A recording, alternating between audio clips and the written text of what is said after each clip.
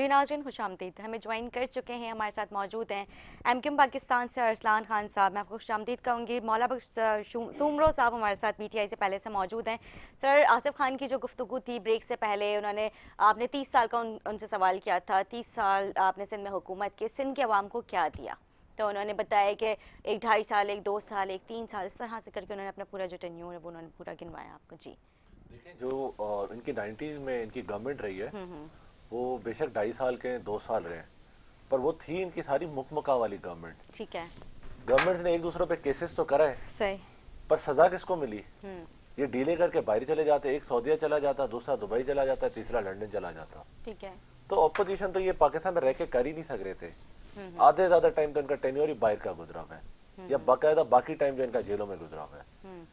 مشرف صاحب کی گورنمنٹ کے بعد ان کو پورے 5 سال ملے تھے, نواز شریف کی گورنمنٹ کو بھی پورے 5 سال ملے تھے.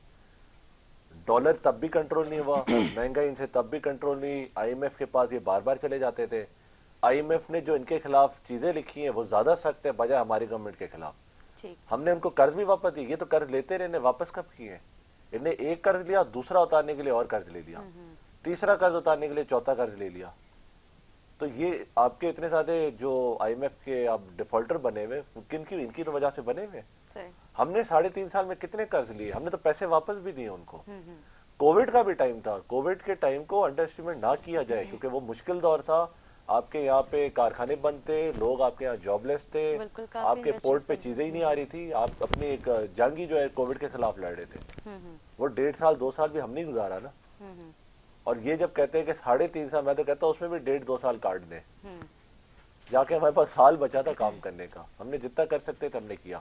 احساس کفالت کا بھی کام ہم نے کیا ہے, پر ان لوگوں نے اس کو اپنی جاگیر بنایا ہوا ہے. یہ کہتے کہ نہیں جی وہ بے نظیر انکم سپورٹ ہے. مجھے ایک بات بتائے, کیا وہ آپ کے ذاتی پیسے تھے؟ پیسے تو اسی ملک کے تھے, اسی خزانے سے آ رہے تھے. تو اس پہ بے نظیر کے نام کی کس بات کی لڑائی ہے؟ صحیح, ٹھیک ہے, پیسے تو یہاں کے تھے, خزانے کے تھے. صحیح. تو 30 سال ان کا جو ہے, میں سمجھتا ہوں کہ اس 30 سال کے اندر صرف ملک کو جو ہے انہیں برباد ہی کیا ہے. ملک کوئی سپر پاور نہیں بنا آپ کا, صحیح, آپ ٹھیک کے ہے, ملک کو نقصان ہی ہوا ہے.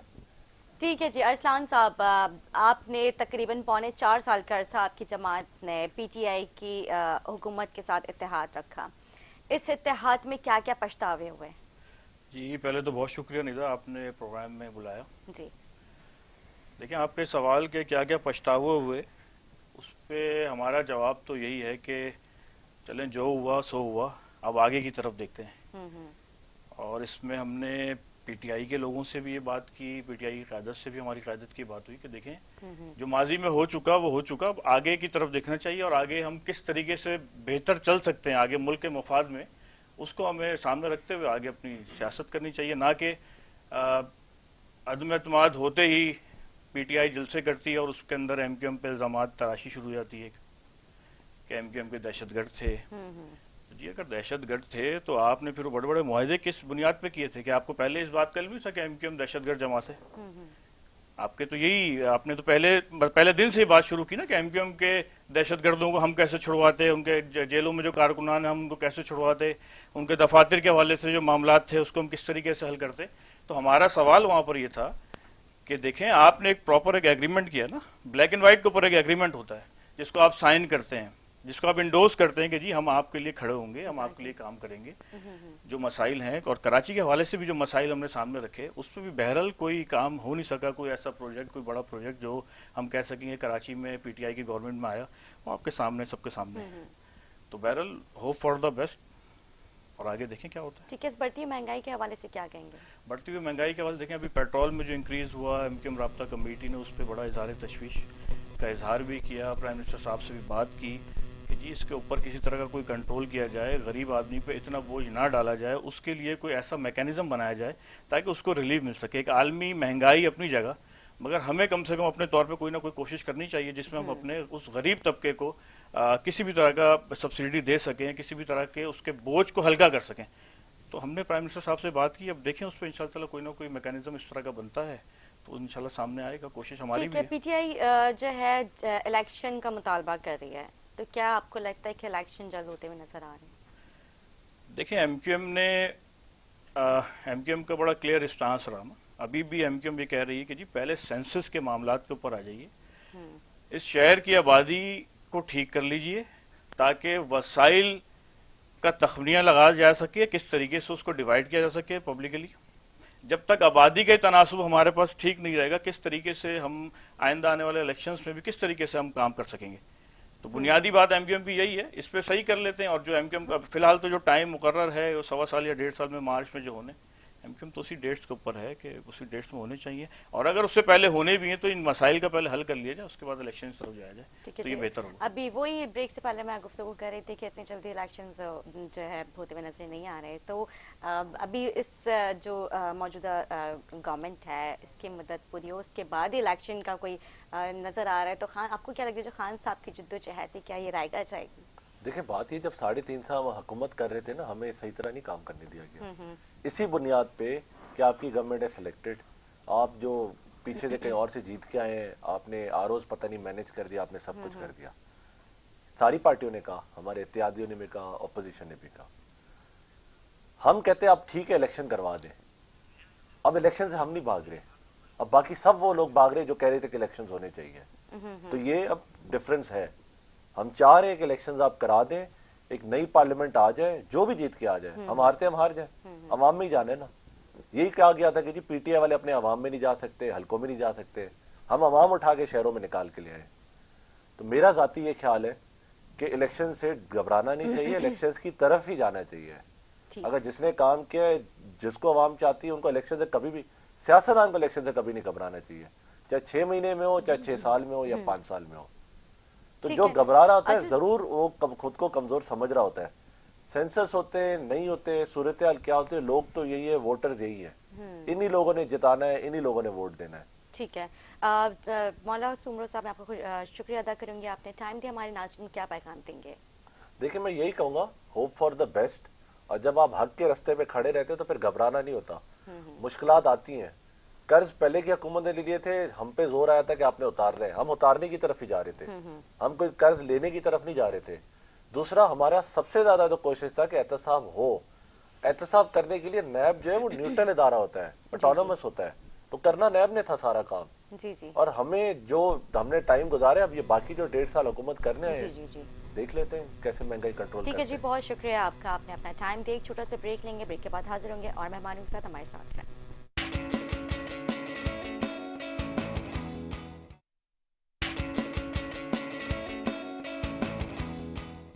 جی ناظرین, خوش آمدید. ہمیں جوائن کر چکے ہیں, ہمارے ساتھ موجود ہیں سیف الدین ایڈوکیٹ جماعت اسلامی سے. خوش آمدید کہوں گے. ارسلان خان صاحب ایم کیو ایم پاکستان سے ہمارے ساتھ پہلے سے ہی موجود ہیں. سر 29 مئی کو کراچی میں جماعت اسلامی کیا کرنے جا رہی ہے؟ اصل میں کراچی جن مسائل کا شکار ہے اس پر طویل عرصے سے مختلف لوگ سیاست کرتے رہے, اور اس سیاست نے جو یہ مسائل کے نام پر ہوتی رہی کراچی میں بڑی خون ریزی کرائی ہے, لوگوں کو آپس میں لڑوایا ہے. اور آپ نے دیکھا ایک طویل عرصے تک کراچی جو ہے کس حال میں رہا, لیکن کراچی کے حالات نہیں بدلے. کراچی کو سب اون کرنے کا دعویٰ کرتے ہیں, کراچی کے حالات نہیں بدلے. کراچی سب کو جولیاں بھر بھر کے ووٹ دیتا ہے, سیٹیں دیتا ہے, لیکن کراچی کے حالات نہیں بدلے. ان تمام حالات کو دیکھتے ہوئے کراچی نے, جماعت اسلامی نے یہ فیصلہ کیا کہ ہمیں اس جدوجہد کو بھرپور طریقے پر کرنا چاہیے. جماعت اسلامی مسائل کے حوالے سے مسلسل ظاہر کام تو کرتی رہتی ہے, لیکن ایک بڑی جدوجہد, ایک بھرپور جدوجہد جس میں کراچی کے بنیادی مسائل جیسے مردم شماری کے, الیکٹرک, نادرا, اس طرح کے بہت سارے, پانی, بجلی, جو بھی ہے, ان تمام مسائل کو لیتے ہوئے جن کی بنیاد پر پہلے ہمیشہ سیاست ہوتی رہی, لیکن یہ کہ کوئی بھی عوام کو ریلیف نہ مل سکا, جدوجہد کا فیصلہ کیا. اور اب 3-4 سال ہو گئے ہمیں الحمدللہ اس میدان کے اندر, اور بھرپور ہم اس میں جدوجہد کر رہے ہیں. حافظ نعیم الرحمان صاحب اس پوری تحریک کی, یہ حق دو کراچی تحریک ہے, اس کی قیادت کر رہے ہیں.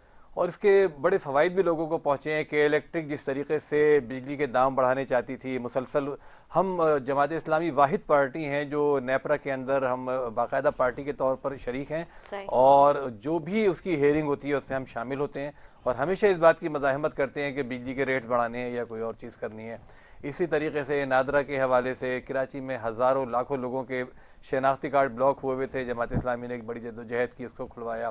اور پھر پانی کے حوالے سے مسلسل ہم جدوجہد کر رہے ہیں. جو پورا ٹینکر مافیا ہے, جو پانی ٹینکرز کے اندر تو سپلائی کرتا ہے, جس میں واٹر بورڈ کی سرپرستی ظاہر شامل ہے, لیکن لائنوں میں وہ پانی سپلائی نہیں ہوتا. اسی طریقے سے آپ نے دیکھا کراچی میں بحریہ ٹاؤن کے حوالے سے مسائل تھے, جماعت اسلامی نے اس کو ٹیک اپ کیا, کوئی ٹیک اپ نہیں کرتا تھا, لاکھوں لوگوں کے پیسے وہاں پھنسے ہوئے ہیں بحریہ ٹاؤن میں. کراچی میں جو کوآپریٹو سوسائٹیز ہیں اور دیگر ڈیولپرز ہیں, وہاں پر لاکھوں لوگ کراچی کے اپنے پیسے گنوا کے بیٹھے ہوئے ہیں، یا ان کے پیسے پھنسے ہوئے ہیں، یا بیچارے ان کو جو ہے مہنگے ریٹ پر اب وہ فراہم کر رہے ہیں. تو یہ میں نے کچھ ایشوز آپ کو بتائے. اس تمام کے حوالے سے جماعت اسلامی الگ الگ بھی پبلک ایڈ کمیٹی ایک بنائی ہے، وہ اس کو مسلسل ڈیل کرتی رہتی ہے، اور کراچی کے لیول پر جماعت اسلامی اس معاملے میں بھرپور جدوجہد کرتی رہتی ہے. گزشتہ دنوں کے الیکٹرک کے دفتر پر ہم نے دھرنا دیا اس حوالے سے، جو کہ الیکٹرک نے کراچی میں زبردست طریقے سے لوڈ شیڈنگ شروع کر دی تھی. پھر واٹر بورڈ کے دفتر پر ہم نے 20 تاریخ کو دھرنا دیا، کیونکہ واٹر بورڈ نے پورا ایک مافیائی نظام جو ہے اس کے تحت علاقوں میں پانی بند کرنا شروع کر دیا تھا. اب یہ تمام جو مسائل ہیں اس کو ٹیک اپ کرتے ہوئے ہم نے 29 تاریخ کو فیصلہ کیا ہے کہ حق دو کراچی تحریک کے تحت حقوق کراچی کاروان ہم نکالیں گے. اس طرح کے کاروان کا اور اس طرح کی پوری جدوجہد کا 2 مقاصد ہیں. ایک تو یہ کہ عوام میں آگہی پیدا کی جائے، عوام کو بتایا جائے کہ آپ کے ساتھ جو مسائل ہیں اس کی وجہ کون لوگ ہیں اور کیا یہ پورا نظام اس کی وجہ ہے. اور دوسری طرف ظاہر ہے کہ گورنمنٹس کے اوپر جو ہے پریشر ڈالنا کہ وہ ان مسائل کو حل کر سکیں. آپ نے دیکھا کہ ہم نے دھرنا دیا تھا 28 دن تک، کتنی شدید سردی کے اندر اور بارش کے اندر ہم نے دھرنا دیا تھا صوبائی اسمبلی کے سامنے، جب انہوں نے کراچی کے تمام اختیارات چھین لیے تھے پیپلز پارٹی کی گورنمنٹ نے، جسے سب لوگوں نے کالا قانون کہا. لیکن آپ نے دیکھا کہ سارے لوگ کالا قانون کہہ کے گھروں میں بیٹھ گئے تھے، لیکن جماعت اسلامی اس وقت عورتوں، بچوں، مردوں کو لے کر آئی تھی اور صوبائی اسمبلی کے سامنے 28 دن تک دن اور رات ہم نے وہاں دھرنا دیا تھا. اور اس کے بعد جب گورنمنٹ اس بات پر راضی ہوئی کہ ٹھیک ہے اس کالے قانون کو واپس لے لے گی اور دیگر چیزوں میں جو ہے کراچی کے شہریوں کو ان کے حقوق دے گی، اس وقت جا کے پھر ہم نے اس دھرنے کا اختتام کیا تھا. تو اسی تحریک کا یہ حصہ ہے 29 تاریخ کو، اور انشاءاللہ تعالی اس تحریک کو ہم مسلسل بڑھائیں گے اور جاری رکھیں گے جب تک یہ مسائل حل نہیں ہوتے. قطع نظر اس کے کہ انتخابات کب ہو رہے ہیں کب نہیں ہو رہے، ہماری یہ جدوجہد جو ہے کراچی کے لوگوں کے حقوق کے لیے ہے، یہ جاری رہے گی. ٹھیک ہے جی. ارسلان صاحب، ابھی آپ نے جو سیف الدین صاحب کی پوری گفتگو سنی، وہ کہتے ہیں کہ جو مین بنیادی ضروریات ہیں جس میں پانی، بجلی، گیس اور جو ہے آپ کے سامنے کس طرح سے کراچی کے عوام کو ان کی بنیادی سہولیات سے محروم رکھا جاتا ہے، اس میں کوئی دو رائے ہے ہی نہیں کہ جماعت اسلامی ہمیشہ کراچی کے عوام کا مقدمہ لڑتی آئی ہے. آپ نے جو ہے ایز اتحادی، اب آپ لوگ جو مردم شماری کا میں نے ذکر کیا، تو آپ لوگوں نے کیا کس طرح سے آگے کی لائحہ تیار کیا ہے؟ مردم شماری کب ہو رہی ہے؟ جو پانی بنیادی سہولت ہے وہ کب عوام کے نلکوں میں ان کو میسر ہوگا؟ جی دیکھیں، پہلی بات تو یہ ہے کہ مردم شماری کے حوالے سے کام شروع ہو چکا ہے. ٹھیک ہے. اور اس میں ہماری جو کمیٹی ہے جس نے بھی ریسنٹلی بھی شہباز شریف صاحب سے بھی اس بات کی کہ سینسس کے حوالے سے اس چیز کو تھوڑا سا اسپیڈ اپ کیا جائے، تو اس کے اوپر تو کام بہرحال ہو رہا ہے. اور ایم کیو ایم کا کافی عرصے سے مطالبہ رہا کہ 2017 کی جو مردم شماری کی گئی وہ جس میں 1.60 کروڑ کی آبادی کراچی کی دکھائی گئی، جبکہ شہر آج 3 کروڑ سے بھی زیادہ تجاوز کر رہے ہیں، تو اس کے اوپر کام کیا جائے اور کام کو کسی منطقی انجام تک پہنچا دیا جائے. ٹھیک. اور دوسری جہاں تک بات ہے کہ کراچی کے مسائل یا کسی جماعت نے ٹیک اپ نہیں کیا، دیکھیں جب ایم کیو ایم کے پاس اقتدار تھا، جب ایم کیو ایم کے پاس کمپلیٹ اختیارات تھے، مکمل اختیارات کے ساتھ جب ایم کیو ایم تھی، تو کراچی آپ کے سامنے بنا نکھرا، اس میں کوئی دو رائے ہونی نہیں چاہیے. اور یہ کہنا کہ کراچی کے مسائل آج ہم نے ٹیک اپ کیے، کراچی کے مسائل کے حوالے سے ہم چلیں اس میں بھی خوش ہیں کہ کسی اور جماعت نے کراچی کو تو اون کرنا شروع کیا، ورنہ پہلے بھی ایم کیو ایم وہ جماعت تھی جو کراچی کو اون کرتی تھی، آج بھی ایم کیو ایم وہ جماعت ہے جو کراچی کو اون کرتی ہے. ابھی ایک انتخابات ہونے جا رہے ہیں NA-240 کے اندر، جو ہمارے ایم این اے تھے ڈپٹی اقبال بھائی جو انتقال کر گئے، ان کی سیٹ پہ ہونے جا رہے ہیں نا 16 جون کو انتخابات. تو اس میں تمام پورے پاکستان کی جماعتیں اتری ہوئی ہیں الیکشنز لڑنے کے لیے، تو اس میں انشاءاللہ تعالی رزلٹ آپ کے سامنے آ جائے گا اور آپ کو دوبارہ کراچی بتائے گا کہ کراچی کس کے ساتھ کھڑا ہے. زیادہ دور نہیں انتخابات، 16-20 دن کی بات رہ گئی ہے، تو اس میں کراچی کے لوگ آپ کو بتائیں گے کہ کراچی کے لوگ کس کے ساتھ آج بھی کھڑے ہیں. دعوے اور وعدے تو کراچی کے ساتھ بہت کیے گئے، مگر کراچی کو کبھی کسی جماعت نے سوائے ایم کیو ایم کے کسی نے اون نہیں کیا. لیکن جب یہ اس نئی حکومت کے ساتھ اتحاد ہوا، اس کے بعد جو سوشل میڈیا پہ عوام کا رد عمل سامنے آیا، مجھے مطلب ابھی جو آپ بتا رہے ہیں کہ الیکشن 16 جون کو ہونے جا رہے ہیں، تو کیا آپ کو لگتا ہے کراچی کے عوام اس طرح سے آپ لوگ کو سپورٹ کرے گی؟ کیونکہ عوام کی جو جس طرح کے سوشل میڈیا پہ رد عمل سامنے آیا، انہوں نے بہت ڈس اپوائنٹ ہوئے بہت زیادہ. دیکھیں سوشل میڈیا پہ جو لوگ ڈس اپوائنٹ ہوئے ہیں ان کے بارے میں تو میں کچھ نہیں کر سکتا، مگر ہم سے لوگ انٹیکٹ ہیں نا ہمارے ایریاز کے اندر، کیونکہ ہم سوشل میڈیا واریئرس تو ہیں نہیں، ہم تو گراؤنڈ پہ رہنے والے لوگ ہیں، گراؤنڈ پہ کام کرنے والے لوگ ہیں. جب سے MQM بنی اس کا کارکن گلی محلے کا کارکن ہے اور گلی محلے میں اپنے کام کرتا ہے. سابقہ گورنمنٹ بھی جو تھی ان کے لوگوں کو لوگ ہمارے تلاش کرتے رہ گئے, وہ کبھی ان کے ہاتھ نہیں آ سکے. لوگوں کی امیدیں ہمیشہ MQM کے کارکن سے یا MQM کے اس منتخب نمائندے سے ہی لگی رہی. وہ آج بھی ہم سے پوچھتے ہیں کہ بھائی یہ کام نہیں ہو سکا, اس کام کو کرا دیں, گٹر نہیں کھل رہا, گٹر کھل رہا. ہمارے کام تو نہیں تھے, مگر ہم تو لوگوں کے ساتھ کھڑے ہیں. لوگوں کی امیدوں کا محور آج بھی MQM کے ہی لوگ ہیں جو گلی محلوں میں کام کرتے ہیں. جب تک گلی محلے کی قیادت باہر نہیں آئے گی, آپ کا ہمارا پہلا ایک ابھی جو ہم نے معاہدہ بھی ہوا ہمارا, تو اس کے اندر ہمارا دیکھیں بنیادی اور پہلا پوائنٹ ہی یہی ہے کہ لوکل باڈیز کو آپ با اختیار کریں, امپاور کریں. ٹھیک ہے, جب تک وہ امپاور نہیں ہوں گے مسائل کا حل نہیں نکلے گا. باقی سب صرف باتیں ہیں نا, چاہے وہ کوئی بھی پارٹی کرے. ٹھیک ہے, آپ نے جو معاہدہ کیا تھا سندھ گورنمنٹ کے ساتھ, جو بلدیاتی بل کے حوالے سے جو نکات جو ہے عوام کے سامنے بھی رکھے گئے تھے, ان میں سے کسی کے اوپر امپلیمنٹ ہوتا ہوا نظر آ رہا ہے؟ اصل میں دیکھیں, اس میں کراچی کا جو تعمیر و ترقی کا مسئلہ ہے وہ تو ہر آدمی جانتا ہے کہ عبدالستار افغانی صاحب آئے, ان کے دور میں کراچی میں تعمیر و ترقی کا ایک نیا دور شروع ہوا تھا. اور پھر نعمت اللہ خان صاحب کا جو دور ہے, ایسا سنہری دور تو شاید کراچی میں دوبارہ آیا نہیں, اور اس کو بلا تخصیص سارے لوگوں نے تسلیم کیا تھا کہ 2001 سے 2005 تک نعمت اللہ خان صاحب نے, اور میرے بھائی جو بیٹھے ہیں ان کی پارٹی کے سارے لوگوں نے بھی, سب کے ٹی وی پر ریکارڈڈ انٹرویوز موجود ہیں, چاہے وہ ان کے گورنر ہوں یا ان کے سابق ناظم صاحب ہوں, جو بھی ہو, وسیم اختر صاحب ہوں, فاروق ستار صاحب ہوں, سب نے اس بات کو تسلیم کیا تھا کہ نعمت اللہ صاحب نے ترقی کی بنیاد رکھی اور ترقی کو آگے بڑھایا, اور پھر بعد میں آنے والوں نے اس کو ٹو کرنے کی کوشش کی. اب یہ جو بلدیاتی دیکھیں انتخابات کا مسئلہ ہے اور بلدیاتی نظام کا مسئلہ ہے, کراچی میں جماعت اسلامی اس کو بڑا امپورٹنٹ سمجھتی ہے اور لے کر چل رہی ہے. اس وقت بھی جو بلدیاتی انتخابات کی تاریخ آئی ہے, واحد جماعت اسلامی ہے جو کہہ رہی ہے کہ انتخابات کرائیں اور وقت پر کرائیں.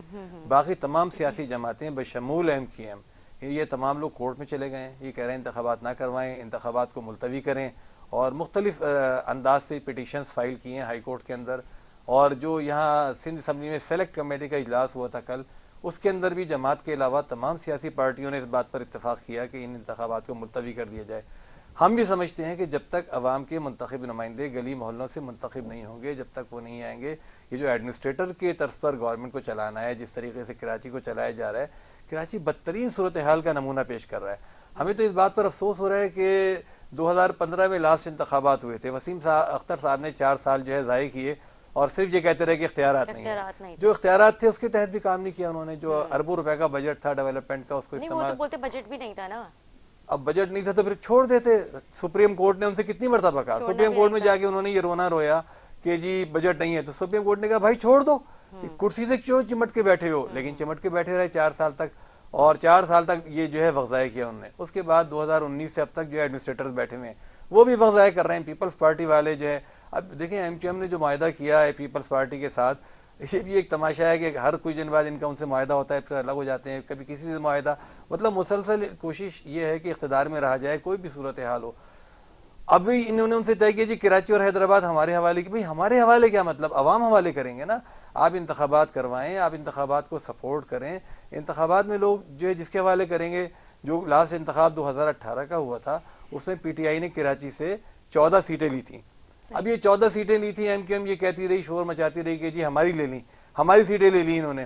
بھئی جب آپ کی سیٹیں آپ چھین لی تھی انہوں نے, تو جو چھینی ہوئی سیٹیں والے لوگ تھے انہی کے ساتھ جا کے آپ نے اتحاد بنا لیا تھا. تو باہر ایک بڑا اصل میں یہ دیکھیں ایک افسوس کی بات ہے, کراچی میں MQM کو ایک بڑی سپورٹ ملی ایک زمانے میں, اور لوگوں نے بہت ساتھ دیا.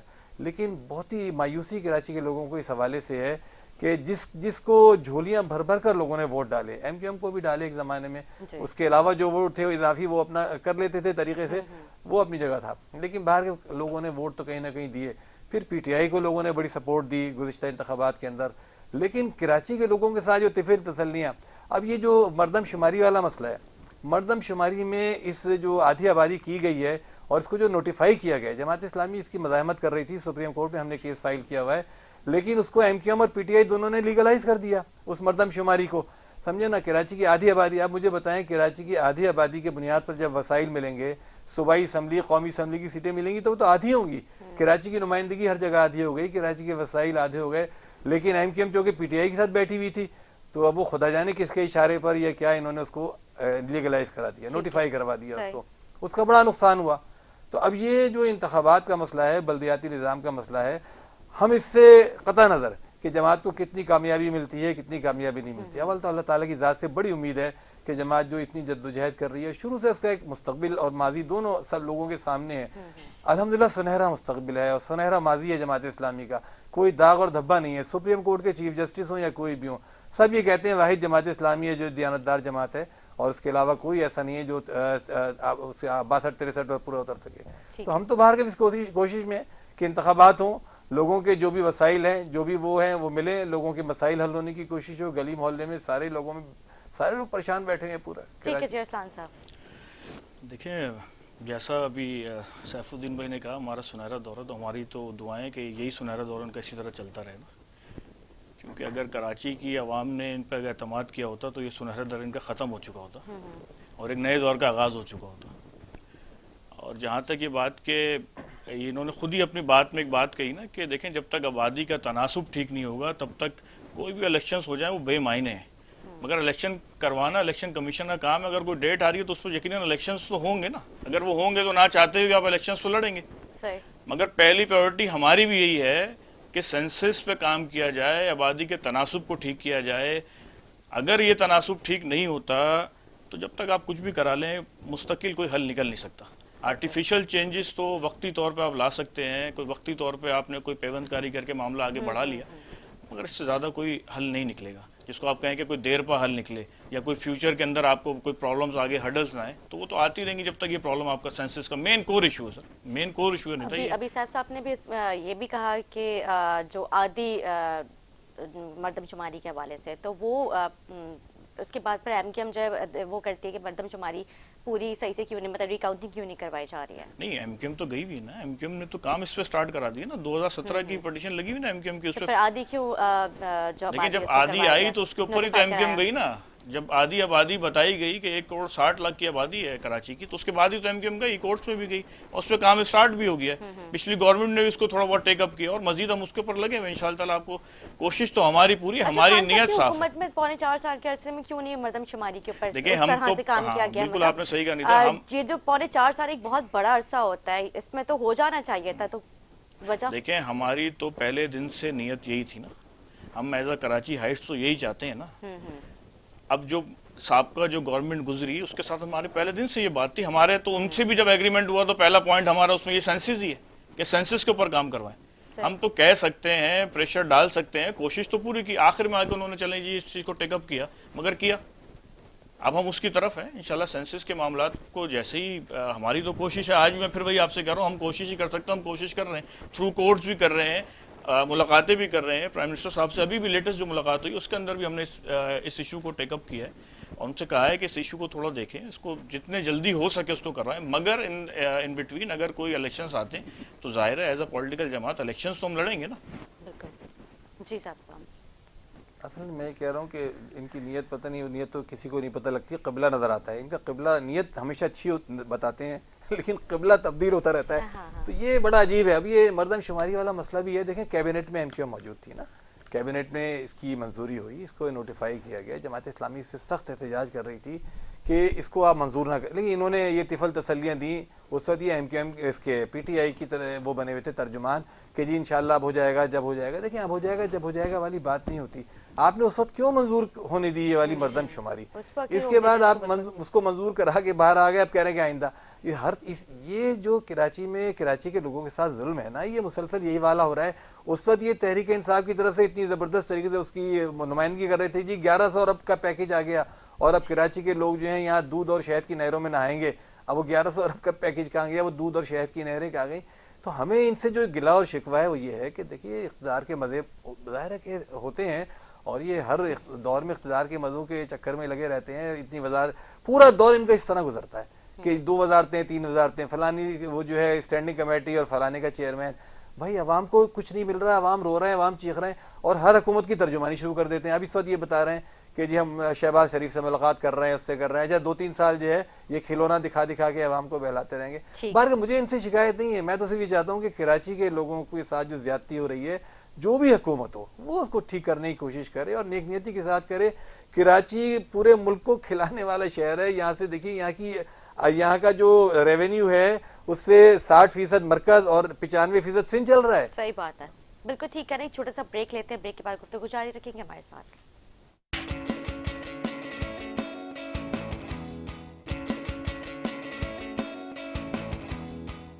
ناظرین خوش آمدید. سیف صاحب سے میرا سوال ہے موجودہ گورنمنٹ کو لے کے, آپ جو جماعت اسلامی کی قیادت ہے, جماعت اسلامی کس طرح سے دیکھتی ہے؟ دیکھیں 2018 کے انتخابات میں قوم نے جو مینڈیٹ دیا تھا, اب وہ ظاہر ہے کہ جماعت اسلامی کے پاس تو نہیں تھا, لیکن تحریک انصاف جو ہے سب سے بڑی پارٹی تھی اس وقت پورے ملک کی, اس کو مینڈیٹ ملا تھا حکومت کرنے کا.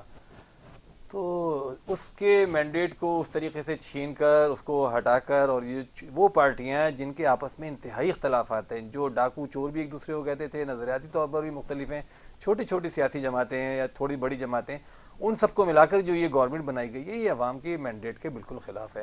اور ان لوگوں نے جو قبول کیا ہے, جس طریقے سے ایک سازشی ماحول میں یہ حکومت کی تبدیلی نظر آئی ہے, اس پہ لوگوں کو اعتماد نہیں ہے. لوگ یہ سمجھتے ہیں کہ یہ سارا کا سارا کوئی سازشی گورکھ دھندا ہے جو پیچھے سے کسی ہاتھ کے نتیجے میں عمل میں آیا ہے. تو اسی لیے آپ دیکھیں کہ موجودہ حکومت جو ہے یہ لوگوں کی کسی محبت کا وہ نہیں ہے, اس کے اندر میرے خیال میں تو لوگوں کی ایک نفرت اور غصہ جھلکتا ہے موجودہ حکومت کے خلاف. اور یہ جتنے دن بھی یہ حکومت چلے گی, یہ خود بھی اب مسلم لیگ نواز والے وہ کہتے ہیں, ٹی وی پر آ کر بھی کہتے ہیں کہ ہم پھنس گئے, اور یہ ان کا دن بدن اس دلدل کے اندر ہی جاتے چلے جائیں گے, کیونکہ قوم کا باہر کے اور ان کے اپنے لوگوں کا بھی یہ خیال ہے کہ یہ پوری کی پوری حکومت کسی سازش کا نتیجہ ہے. صحیح ہے نا. تو اس لیے جو سب سے بہتر حل ہے, جس کے لیے جماعت اسلامی مسلسل کوشش کر رہی ہے, کہ فوری انتخابات ہونے چاہیے, تاکہ جو بھی نئی حکومت آئے پھر وہ آگے کی جو بھی معاشی پالیسیاں ہیں اور جو بھی ملک کی دیگر پالیسیز ہیں, خارجہ پالیسی ہے, وہ بنائے اور وہ چلائے. موجودہ جو سیٹ اپ ہے اس کو تو کوئی مینڈیٹ ہی حاصل نہیں ہے, اور بیچارے ویسے بھی 1-1.5 سال کے لیے ہیں, تو یہ کس طریقے سے طویل المدتی پالیسیاں بنا سکتے ہیں. ٹھیک ہے جی. کل آپ نے مفتی اسماعیل صاحب کی پریس کانفرنس تو سنی ہوگی. 40,000 سے کم آمدنی والے جو افراد ہیں ان کی گھر کی خواتین کو جو ہے 2,000 روپے ماہانہ دیا جائے گا.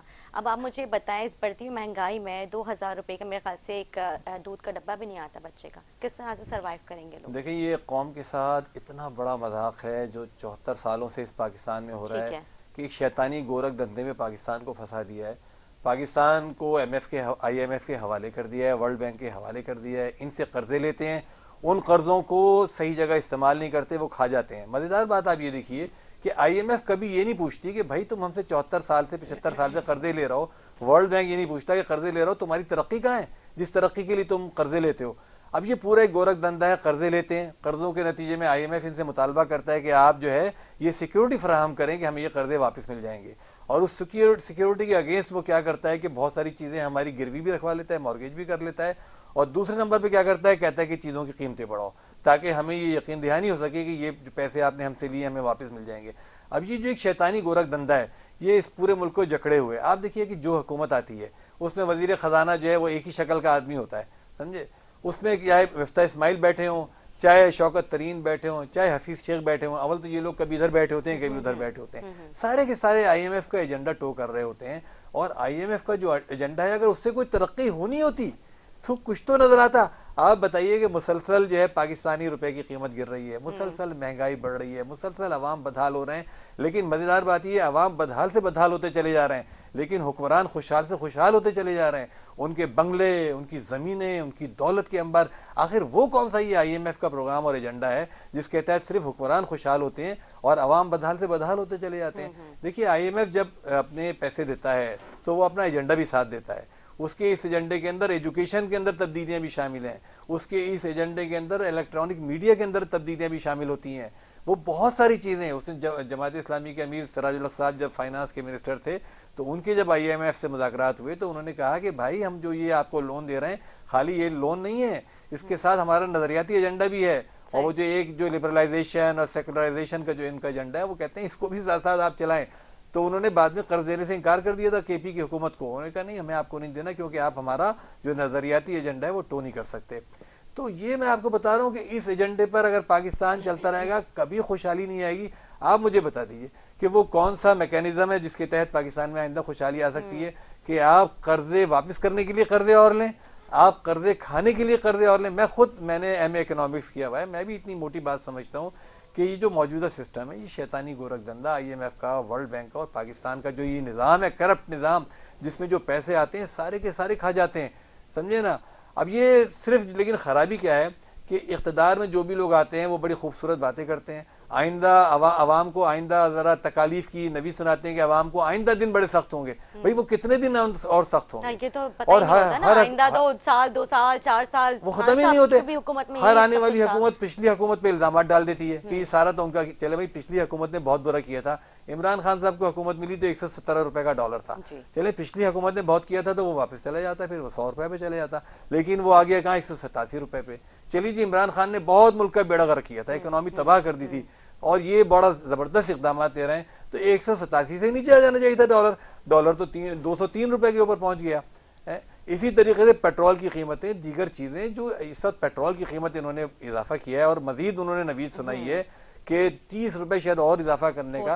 آپ سوچیں اس کے نتیجے میں جو مہنگائی کا سیلاب آئے گا, یہ عوام کو بھکاری سمجھ رہے ہیں. 2,000 روپے کی جو پرچیاں اول تو ملیں گے بھی کتنے لوگوں کو. شیخ رشید صاحب کا بھی اس پہ بیان آیا نا, تو وہ بھی یہ کہتے ہیں کہ یہ جو 2,000 روپے ہیں یہ عوام کو خیرات کے طور پہ دیے جا رہے ہیں, اس سے ملک کی معیشت بہتر نہیں ہو سکتی. دیکھیں یہ تو انہوں نے بھی کیا تھا, انہوں نے لنگر خانے کھولنے شروع کر دیے تھے. دیکھیں عوام کے لیے لنگر خانے کھولنا, عوام کو 2,000 روپے جو ہے دینا, یہ کوئی چیز نہیں ہے.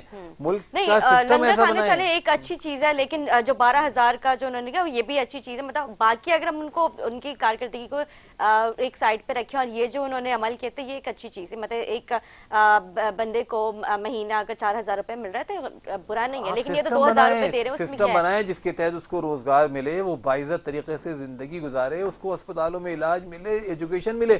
آپ کے تعلیمی ادارے تباہ و برباد ہو گئے, آپ کے اسپتال تباہ و برباد ہو گئے. آپ کے یہاں کوئی آدمی اگر بیچارہ کسی شدید بیماری کا شکار ہو جائے تو ہم اکثر لوگوں سے یہ سنتے ہیں, وہ کہتے ہیں جی ہم گاؤں جا رہے ہیں, لے کے جا رہے ہیں, اور گاؤں جانے کے بعد کیا ہوتا ہے, اس کا بیچارے کا انتقال ہو جاتا ہے, مر جاتا ہے, علاج ہی نہیں کروا سکتا.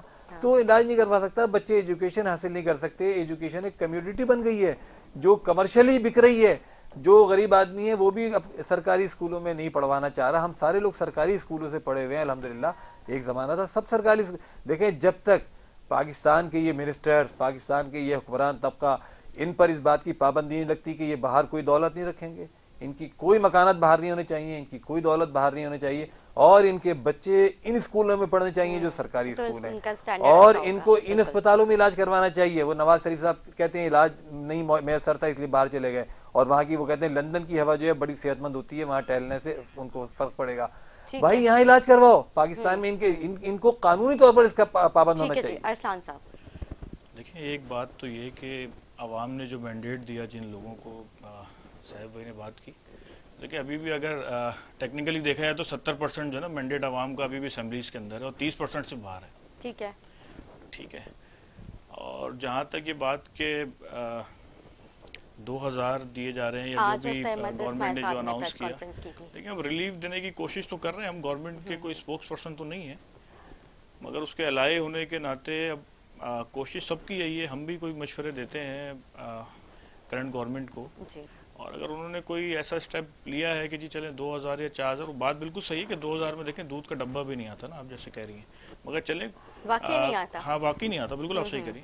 کچھ نہ ہونے سے ہونا بہتر ہے. اب کچھ ریلیف دینا اسٹارٹ کیا ہے تو دیکھیں انشاءاللہ. میں پھر وہی بات کروں گا, ہوپ فار دا بیسٹ, کہ آئندہ آنے والے حالات یقیناً مشکل ہیں, مگر اس کا سب کو مل کے ہی جو ہے نا کوئی نہ کوئی سولوشن نکالنا پڑے گا. آنے والے حالات مشکل کب تک کے لیے مشکل ہے.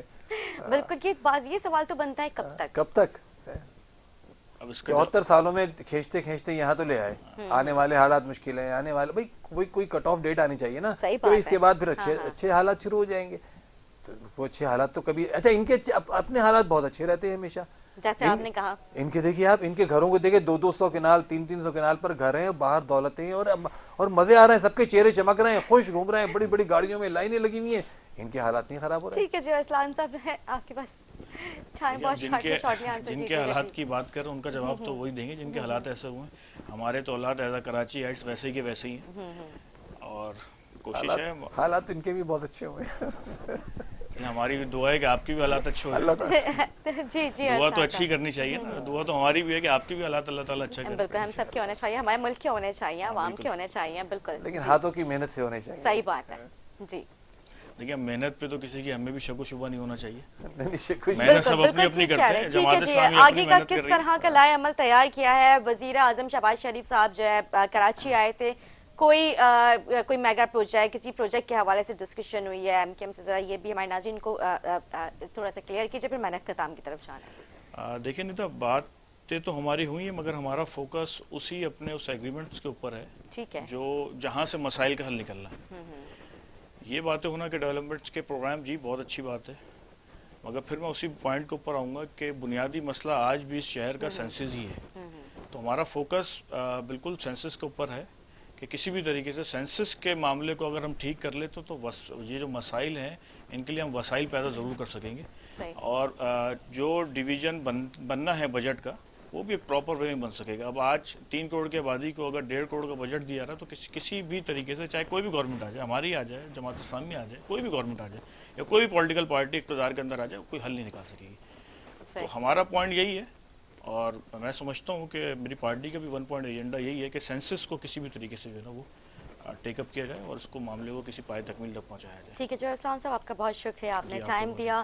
سیف صاحب مجھے شارٹلی آنسر کیجیے کیونکہ میرے پاس بالکل ٹائم نہیں ہے۔ جو آپ کا 29 مئی کو جو آپ لوگ جلسہ کرنے آپ لوگ جو حقوق کراچی آپ لوگ کر رہے ہیں، تو وہ اس کا روٹ وغیرہ تھوڑا سا ہمارے ناظرین کو بتا دیں جی، 29 تاکہ ٹریفک وغیرہ کے حوالے سے لوگ احتیاط کریں۔ 29 تاریخ کو یہ قائد اعظم کے مزار سے ہمارا مارچ شروع ہوگا اور لسبیلا سے ہوتا ہوا پھر یہ نازمات سے گزرتا ہوا یہ ناگن چورنگی کی طرف جائے گا، ٹھیک ہے، اور پھر وہاں سے ہم گھوم کر واپس جو ہے اس کو ختم کریں گے سپر مارکیٹ کے اوپر، اور انشاءاللہ یہ بہت بڑا مارچ ہوگا۔ آپ دیکھیں گے کہ لوگوں کی بڑی تعداد اس میں شامل ہوگی، اور جماعت اسلامی اس کی بھرپور تیاری کر رہی ہے تاکہ یہ جو کراچی کے مسائل ہیں اس کو اجاگر کیا جائے، اس کو حل کروانے کی کوشش کی جائے، اور جو اقتدار کے اندر بیٹھے ہوئے لوگ ہیں ہم اس لیے گلا پھاڑ پھاڑ کے چیخ رہے ہیں ان تک ہماری آواز پہنچے، اور آئندہ انتخابات جو ہیں اس کے اندر کوئی ایسی صورتحال پیدا ہو سکے کہ شہر کے لوگوں کو ان کا جائز مینڈیٹ ملے اور جائز نمائندے منتخب کرنے کے کھلے مواقع مل سکیں۔